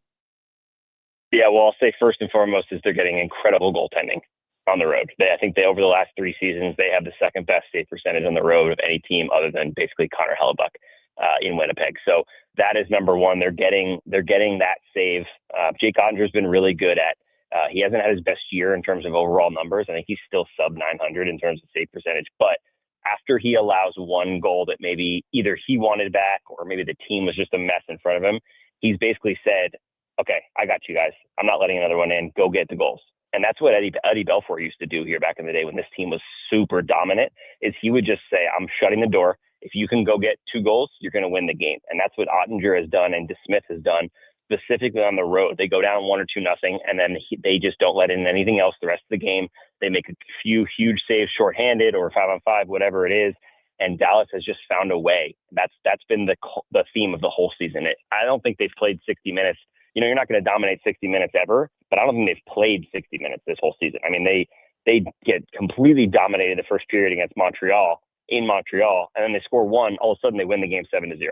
Or they're down 2-0. You think there's no way against this Calgary team who just seems to be on it tonight that they're going to find a way. Boom, they get one late, get a chance to get an overtime win. It's just been that theme. And Oilers fans know, maybe not as much as Colorado and Winnipeg fans know, because Oilers usually end up on top of this matchup here in the playoffs, but they do it in the playoffs too. They find a way to come from the dead. Game 7, Colorado is the best example, down 2-0 in the third period. All hope is lost. And that is carried over. So I know they enjoy each other. They're a tight group.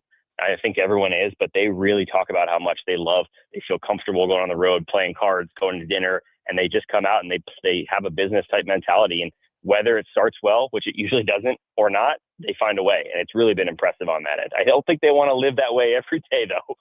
Sam, thanks for this. I really enjoyed it. Absolutely. Anytime.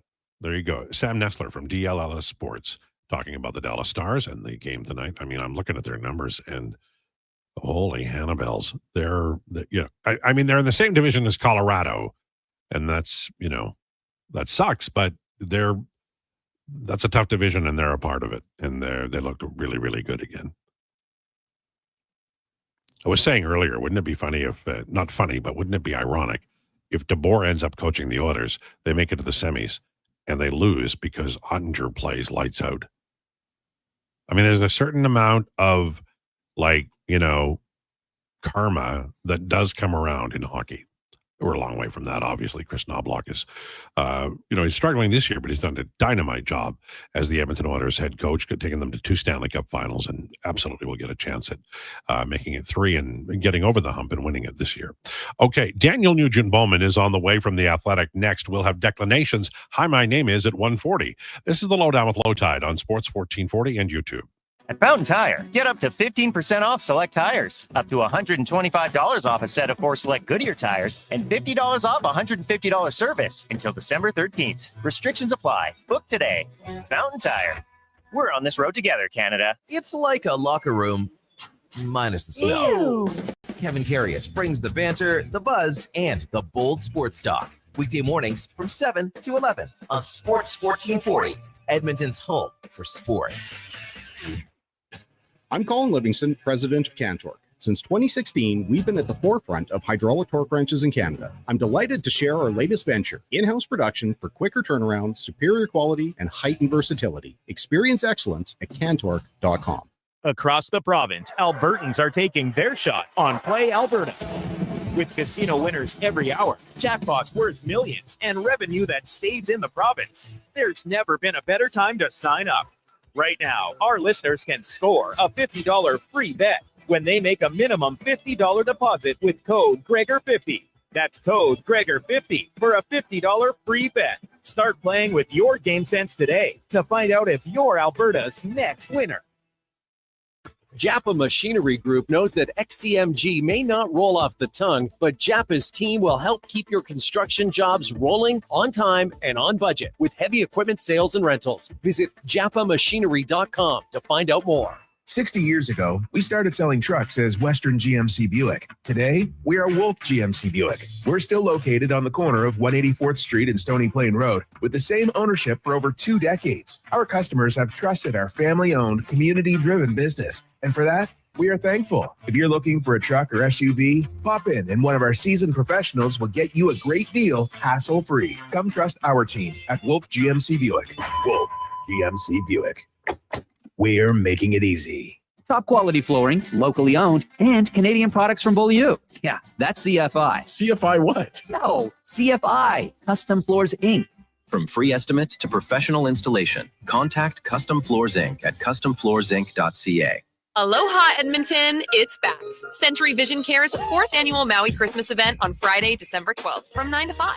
Century Vision Care, Edmonton's biggest Maui gym retailer, is bringing the island spirit to your holiday shopping. Enjoy in-house savings on all prescription and non-prescription Maui gyms, plus giveaways, prizes, snacks, and beverages all day. Same-day eye exam appointments are available, and they direct bill most insurance plans, but spots are filling fast. Get ahead on your Christmas list and treat yourself to a new pair of Maui gyms.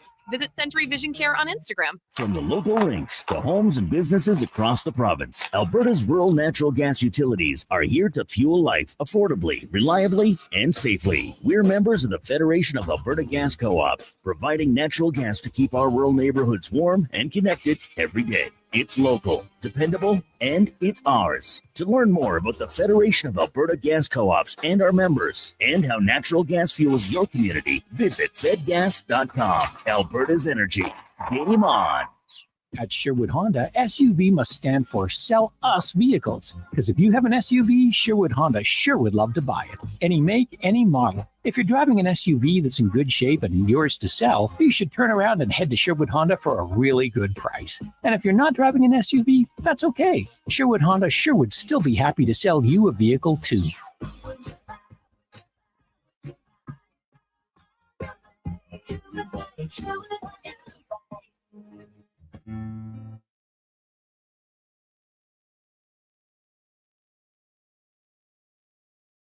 He's the only person to win an arm wrestling contest with the Philly Fanatic.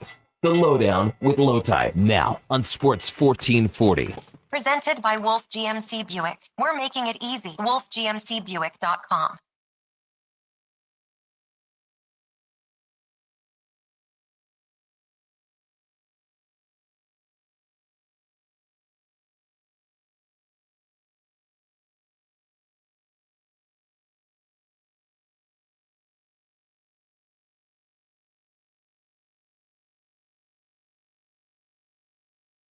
This is the Lowdown on Sports 1440 for Wolf GMC Buick. Visit them at wolfgmcbuick.com. Twang Tuesday. Declan, your country music choices are out of sight good. It's not bad, right? You are rocking it like you. I know it's not your favorite format of country, but you are doing an excellent job. Well, I appreciate that. Praise from you means a lot. So gold star for me. I know you love basketball and I know you love football, but this is like you giving highlight input. This is my real calling. This is where I should put most of my energy. Okay. Sam does a good job. You are excellent at it, and I know that it's outside your purview, but I appreciate your efforts very much. Appreciate that. Now it's Who in the Josh's blowfish next? Who was it? One of the producers, might have been Josh. I don't remember who, but they would stretch the country music definition. So we'd be playing like Blue Rodeo 5. It was Josh. And I'm like, I love Blue Rodeo. I'll never say no to that. But the spirit of the Twang Tuesday is,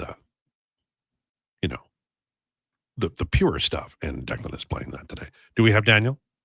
Daniel Nugent-Bowman, another aficionado of the country music genre, joins us now from The Athletic. Daniel, how are you? I think you have me mistaken with someone else. you do love Blue Rodeo, though. I do. I like you probably wouldn't call them full country or anything, though, right? They're kind of more alt rock, bluegrass. I don't know. They can stretch a few different genres. I don't know if I'd go full country with them though, but I do really like Blue Rodeo. If I could go all Star Trek and beam you back in time to watch either Blue Rodeo or Tragically Hip, who would you choose? Oh, no question, Tragically Hip. They're by far my favorite. But you don't have to beam me back to see Blue Rodeo. I just saw them last month. Nice. So they're still kicking. I love it. Don't end their careers just yet. So. What's your favorite Tragically Hip song? Depends on the day, but I would say probably Wheat Kings. Yeah. There's just so many good ones. Yeah. I could listen to Phantom Power front to back. Anything free music at work, like front to back, and then there's a lot of good stuff past that point that doesn't get the recognition or credit that it deserves to. Yeah, I would always say Wheat Kings or Bob Cajun, and then but I still like Hit by a Century. Like they were just good. Oh yeah. Oh yeah. All right. Speaking of good, Dallas Stars are here, and they're not the wagon in the Central because they're playing in the same division as Colorado, but their road record is really good. Their goaltending is outstanding. A little weak on the special teams, but this is a good hockey club playing Edmonton tonight. All hail Glenn Gulliston, eh? Yep. There's a lot of criticism when that move came down, like that he was going back to somewhere he'd been before, that neither one of his two previous NHL coaching stints were all that great, that he was getting credit for an Oilers power play that had McDavid and Draisaitl on it, and any Tom, Dick, or Harry could do that. You know, a lot of people criticized that move, so good on him. They're obviously, the Oilers will be facing a Stars team that's a little banged up, with Duchesne still out, a little banged up or short-staffed on their own accord with Mikko Rantanen's questionable decisions over the past week. This is, I know we're obviously going to get into the Oilers really here, but they, I would say they've underwhelmed a lot this season, but look at how many they played 8 games at home. So that starts to change tonight with 6 of the next 7 at home. And then obviously past the holiday break in December, they basically are at home all of January. So the schedule, as guys are getting healthier, will start to ease up, and the travel will certainly ease up for them. And that bodes well for the Oilers, and that should, help the cause tonight against that Stars team that's a little short-staffed. Yeah, I'm looking here. There's no Oilers questions, so sorry about that. No, let's talk. It looks like Nuge and Kapanen are back on the weekend or later, right? Well, Nugent Hopkins for sure. Kapanen might be. Skated yesterday, took part in a lot of, pretty much a full participant in practice by my eyes, and eligible, I think Saturday is the first day of eligibility, or might not be till next week. So he'll be soon. But Nugent Hopkins, I think, is a Saturday for sure, or very close to for sure. And then, Jake Wallman, whenever you hear an injury update about Jake Wallman, you take away a grain of salt based on what happened in the preseason and whatnot. So, and heading into the playoff season last year. So we'll see about him, but that injury wasn't supposed to be a long-term one, but he hasn't started skating yet, so we'll see about him. I imagine that Connor Clattenburg is the guy who'll be sent down when the injured players are called back and placed on the roster.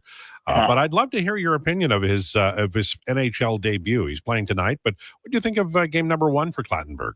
Yeah, good. I mean, he came as advertised, I guess I would say. Very unique situation to get him into the lineup. 20-year-old that 17 months ago was drafted 150th or 60th overall, I think 160th.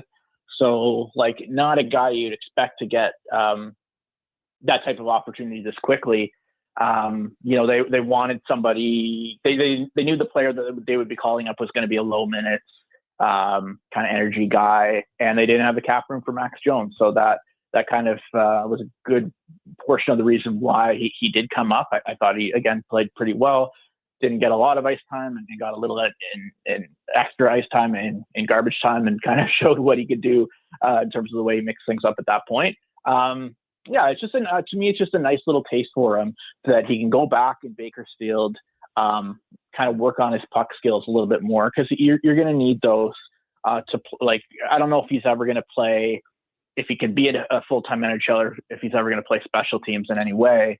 So he's got to work on his puck skills and find another element to his game to get a little bit more ice time at 5-on-5 to be a more relevant player in that regard. But again, 20 years old, good little story, and nice start to his pro career and his NHL career. Daniel Nugent-Bowman, our guest on the Lowdown with Lowetide on Sports 1440 and YouTube. Daniel from The Athletic. I wonder about, I'm cheering for Matt Savoy because I just love the story. He's he got traded once already. He spent a year in the minor leagues. He's obviously learning to play at this level, and I like what he does. He anticipates well. He's making smart plays. I think he's going to be a real good NHL player. But when Nuge coming back, he could slide off that top line, and Hyman's already on the line. So I do wonder, how much time young Mr. Savoy will spend on the skill lines here. What's your take on that situation?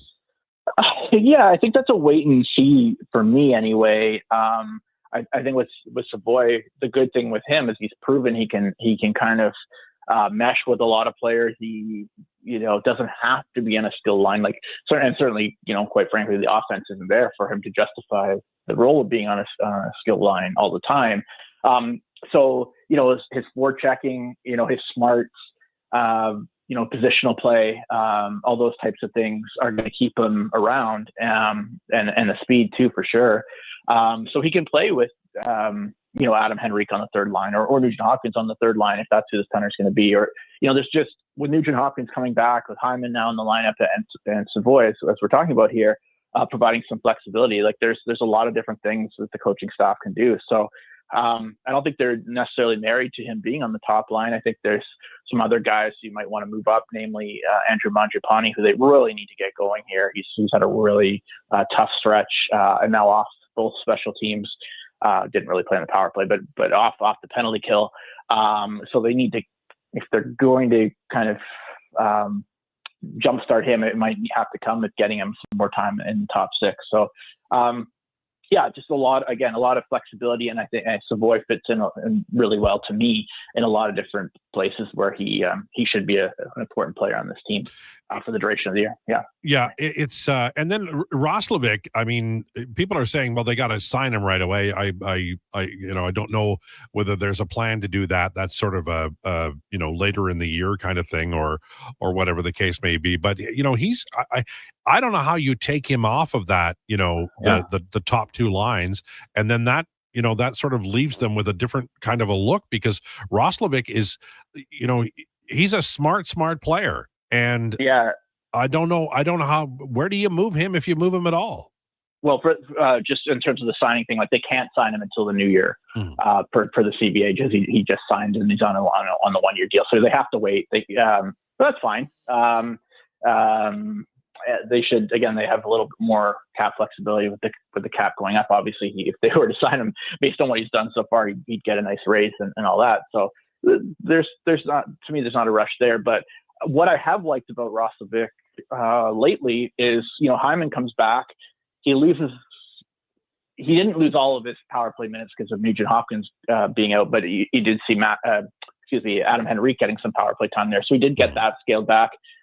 He did get, certainly time with McDavid and Draisaitl when they loaded up, really scaled back. Hyman mostly got that task, and he still found ways to contribute. Like he scored a bunch of goals here in the last few games, and looked pretty good. He's been dangerous. So to me, when it comes to Roslovic, is you got to get him into a pretty prominent offensive spot, and ride it while you can, and hope you can get enough out of him later in the year, because that's kind of the book on him, as he does kind of, in the past anyway, has tapered off and disappeared for stretches. So we'll see if he can keep it up, but I've been really impressed after the first few games of him being in the lineup.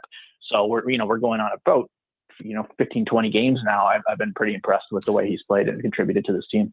Daniel, we talked in October about Evan Bouchard and the wobble and the giveaways and the indifference defensively, and we kind of know that is, you talk about Roslovic and his MO.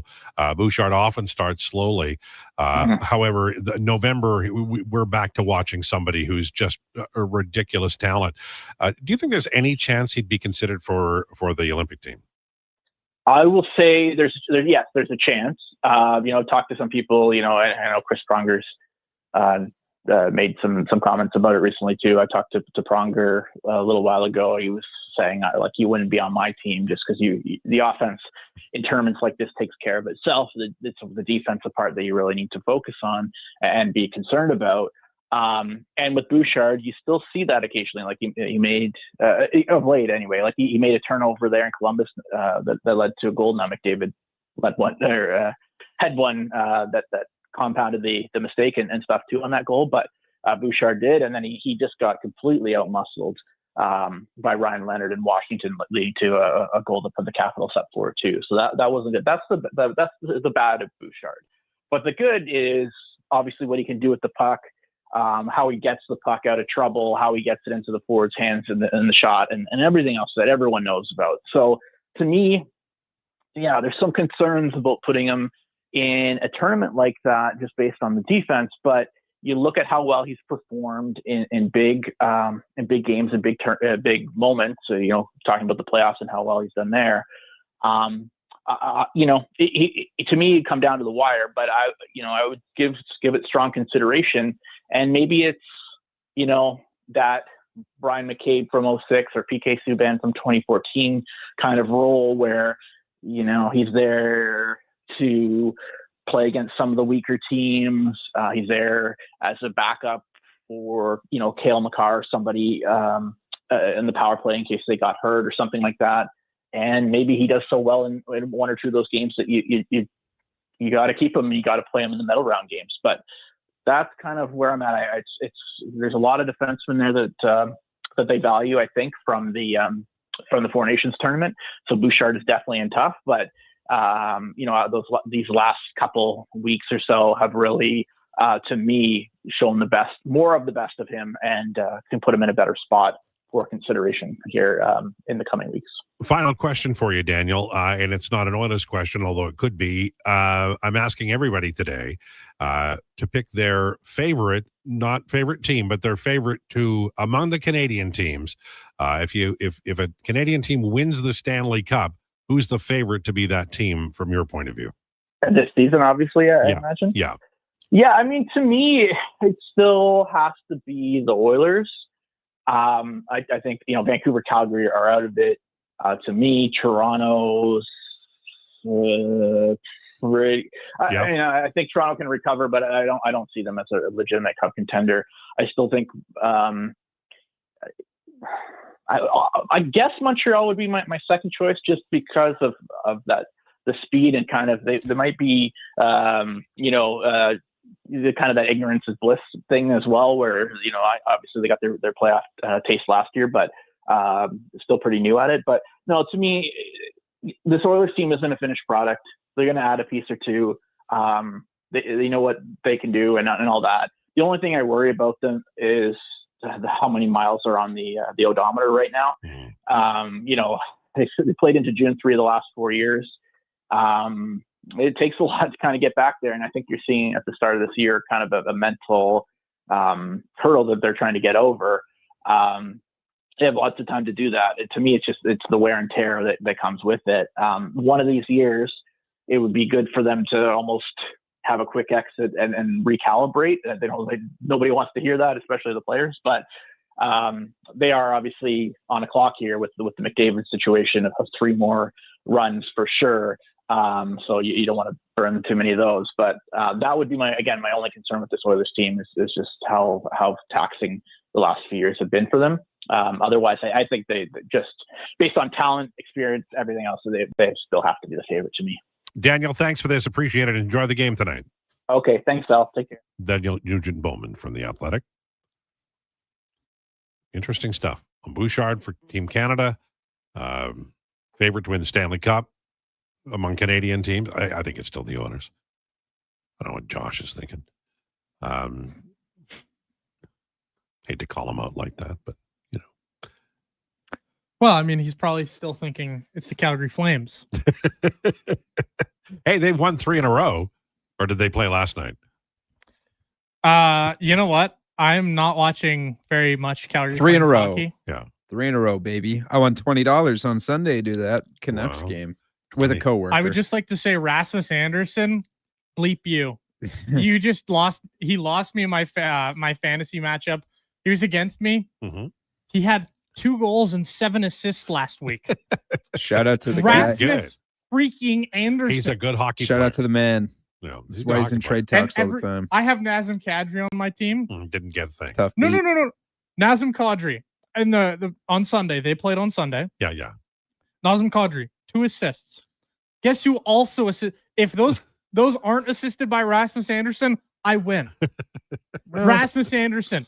Rasmus Anderson, ultimate team guy. When was the last time Rasmus Anderson had a 9-point week? Possibly never, but I'm happy for him, and I'm especially happy that it cost you. All right. Hi, my name is on the way next on Declinations. Lowdown with Lowetide on Sports 1440. Do you listen to sports radio at work?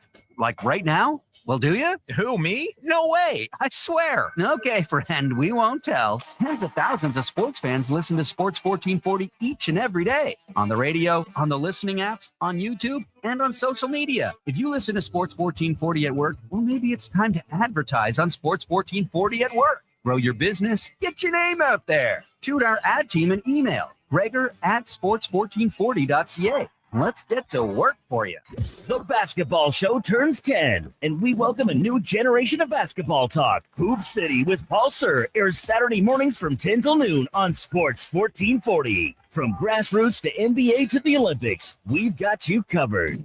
I'm getting McDonald's. You want anything? Oh, yeah. I'll get I'm obviously going to get the McVeggie, medium fries and a medium fountain drink for $9.99. It's my favorite meal, and it's new. Plus, if I get that, maybe he'll want it too. And then he'll always thank me for introducing him to the McVeggie. I'll be a hero. So, McVeggie fries and drink? How'd you know? You were thinking out loud again. Get yourself a McVeggie meal for just $9.99 plus tax for a limited time only at participating McDonald's restaurants. You matter. Your mental health matters, and you're braver than you think. Not Alone is an organization focused on creating a space of acceptance and support through tough, meaningful conversation. My name is Tyler Smith, and you are never alone. NotAloneCo.com. It's okay to not be okay. Born from work, built for play. Carhartt's all-new Super Ducks tech jackets are built for hard-working people who can't sacrifice mobility for durability. This ultra-tough gear fights off wind, snow, and cold, while full-swing technology flexes with every move and still packs 3M insulation for maximum warmth. Try your new Carhartt Super Ducks at JobSite Workwear. 3 locations in Edmonton and online at jobsiteworkwear.ca. JobSite Workwear, tough people, tough jobs.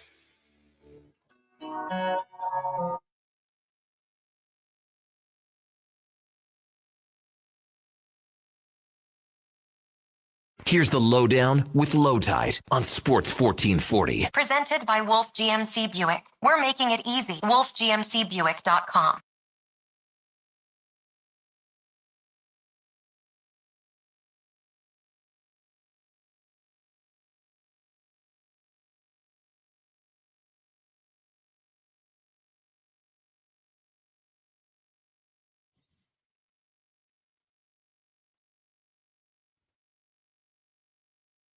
Lowdown with Lowetide on Sports 1440. Brought to you by Wolf GMC Buick. Visit them at wolfgmcbuick.com. This is maybe my favorite Twang Tuesday ever. I'm just playing. You're having to fade the songs because I love them so much, Declan. Doing a great job. Now, I'm saying this now to compliment you because you're about to enrage me. So I apologize for anything I say to you between now and 2 o'clock. It's time for Declinations, brought to you by Elks Nation. 2 weekly podcasts with Eddie Stale and Declan Krueger breaking down the green and gold, the most in-depth Double E football coverage available, and draft stuff on YouTube anywhere you get your podcasts. All right. Into the bowels of hell with us. Well, I mean, maybe not, but it's time for Declinations.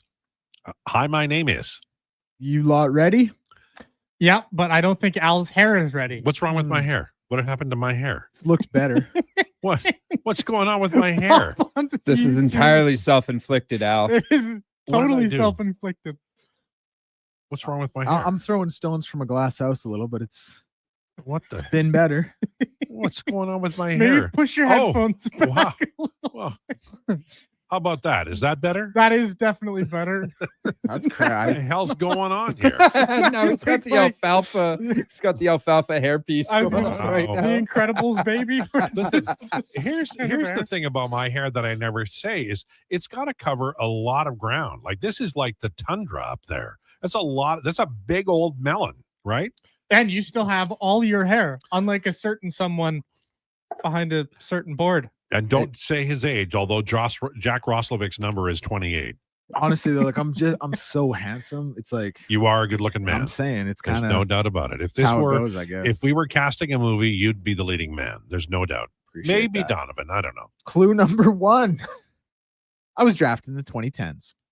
Oh, okay. Hi, my name is Dylan Holloway. Your name is not Dylan Holloway.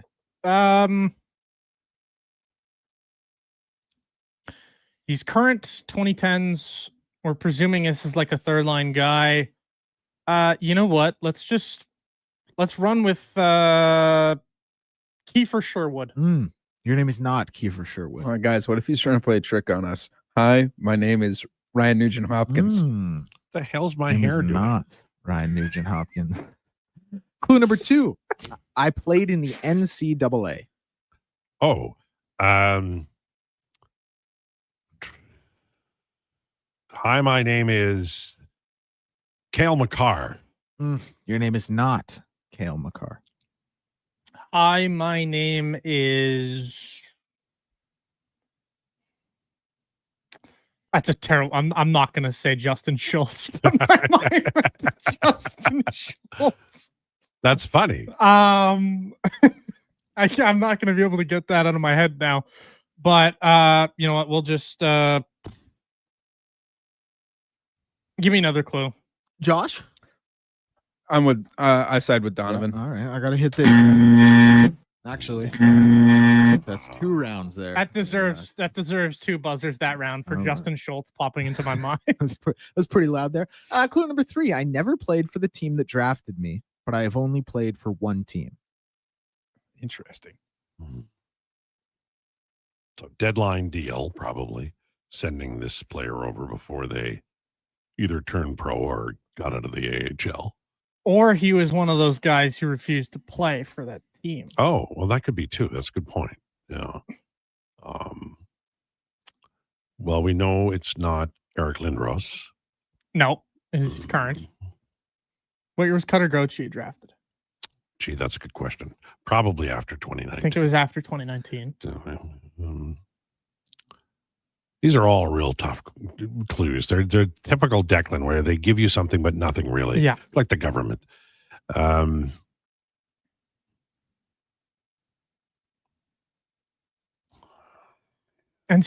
current. These are great clues, by the way. They're not great clues. And I thin it down even more as we go on. I can't even like read the words on the little notepad on his screen, but there's not a lot of words there. No, he's such a scoundrel.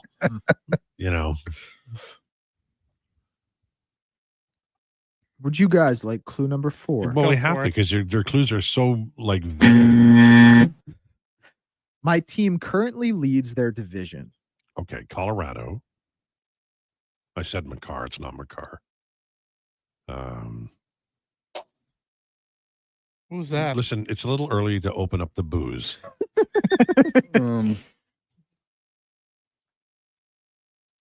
So it's either Carolina, Tampa Bay, Colorado, or Anaheim. Anaheim. That's an interesting one. Jeez. So one team on either the Ducks, the Avs, the Canes, or the Lightning didn't play for the team he was drafted to.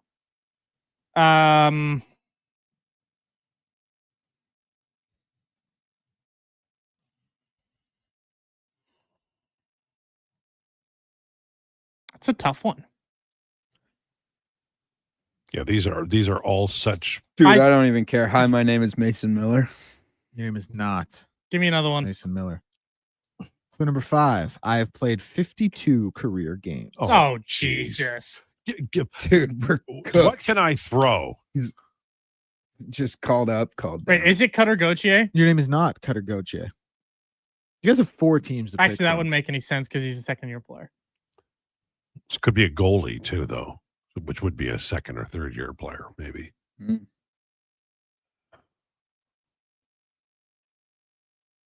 This is just a hateful set of clues. You guys have 4 teams to pick from. Like, that's pretty thin. That's what? That's 92 players. Can eliminate anyone drafted in the 2020s. Eliminate anyone who played in CHL. But 52 career games is a 2010s pick.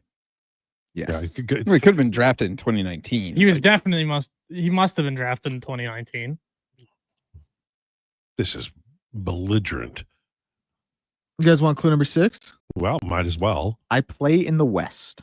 Okay. So it's Colorado or the Ducks.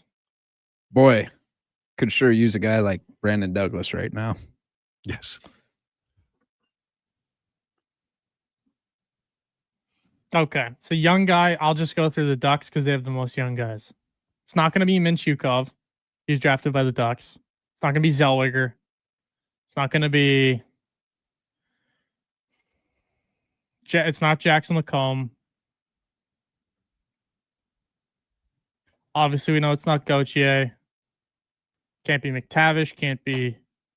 Oh my God! I said Mason Miller, not Mason McTavish. That is dumb by me. We'll say Mason McTavish now. Maybe You know it'll what's be crazy? I almost McTavish. when you said your name is not Mason McTavish. When you said hi, my name is Mason Miller, I almost just said no, your name is not Mason McTavish. I went with like that's fully my bad. Apologies to everyone on the text line being mean to me. Mason Miller is on my fantasy baseball team, so I was like, that's right. I was thinking of the relief pitcher. I was like, wow. Well, and isn't the Boston Bruins bad guy draft pick named Mason Miller too? Yeah, he's not in the NHL though. Yeah, but he's a bad guy draft pick. Oh yeah.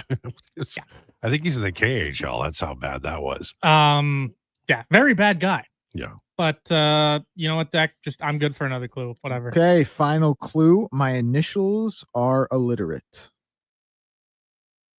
Okay, we have to beat him senseless. Mate, it's down to 2 teams. We need on to top pound of that, him into on submission. top of that, Pretty if you're boy taking is out the going CHL. His initials are the same letters. Like I'm pretty much handing it. Now I'll give you this: it's an arbitrary player, but like it's 2 teams never played in the NCAA. Same initials. Like, do you want me to say what it rhymes with next? And it's not Mason McTavish. It's not Scott. It's not Scott Sabrin because he plays for the Lightning. But how funny would that have been? It would have been. I don't know. Okay, so let's run through bums on the Colorado Avalanche because there's a couple of them in the bottom 6. Is it? Okay. It's not gonna be Brindley. He's not a bum, and that wouldn't make any sense. Can't be Miles. Oh no, he's on Columbus now. An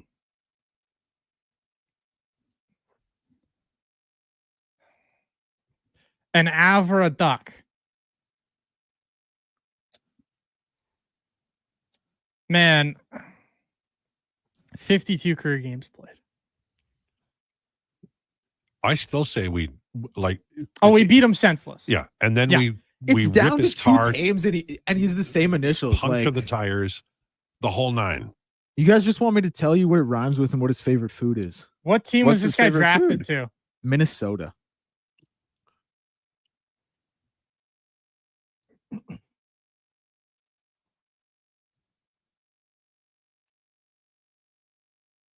Oh, jeez. Give you guys this credit. This is not a notable player. Honest to Christ, I tell Doesn't you, matter. We work at a if this wasn't on YouTube, I would come over the top. I would be, this would be Mama MMA live. I would chin you. I have no clue right now. Nope, me either.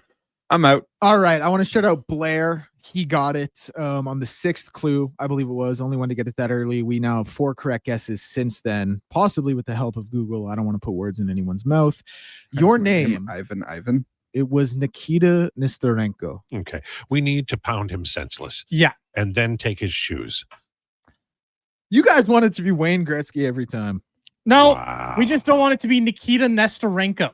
This is a new low. Giving us Nikita Nestorenko is like the equivalent of me giving you Pontus Aberg's career trajectory and saying, give me Pontus Aberg. Yes. Or Martin Marincin. I think he did great, Deck. Bro, Yeah, listen, all you I'm saying. Clowns. Listen, it's hard work. Is Nikita Nestorenko a deep cut as an NHL player? Absolutely. He might be the deepest cut. He might be.